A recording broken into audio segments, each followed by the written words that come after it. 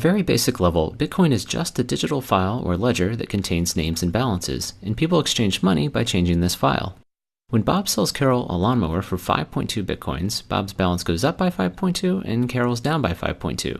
There's no gold or government-issued money backing these numbers. Bob is only willing to trade his real-life lawnmower for a higher number in this digital file because he has faith that other people will also trust the system. So who maintains this ledger and makes sure no one cheats? One goal of Bitcoin is to avoid any centralized control, so every participant maintains their own copy of the ledger.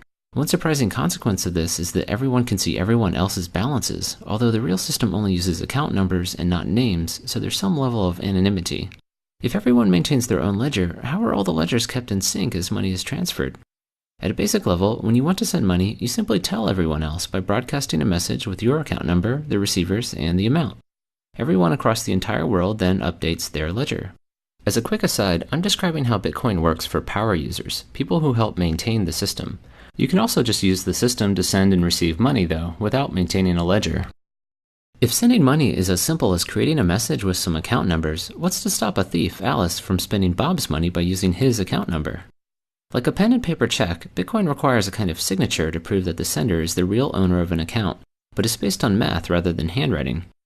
When a new account number is created, it comes along with a private key mathematically linked to that account number. If you've heard of a Bitcoin wallet, these keys are what it holds and are what allow you to create signatures. To create a signature, a private key and the text from a transaction are fed into a special cryptographic function.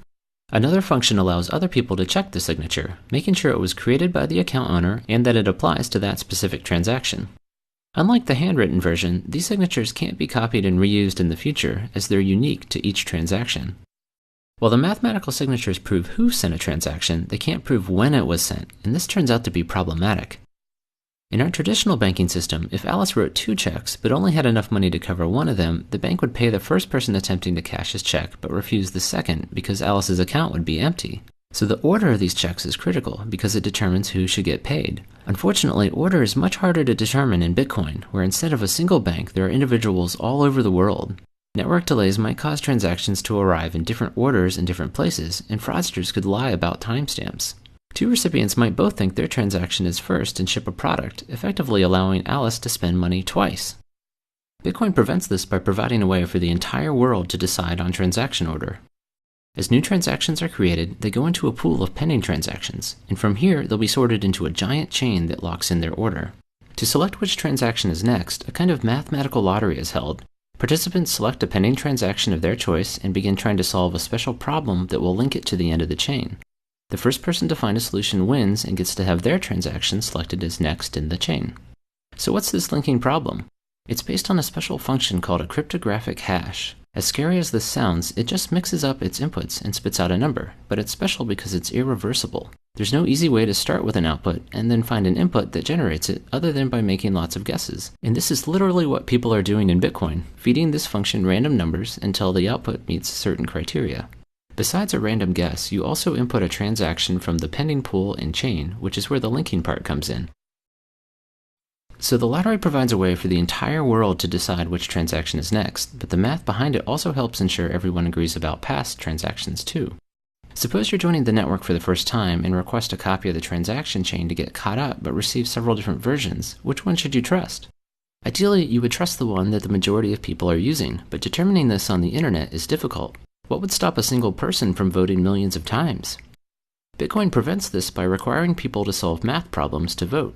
This causes each vote to have a cost in computing power, making it unlikely that a single person or group could ever afford to outvote or outcompute the majority of users. The transaction ordering process described before actually provides the voting system.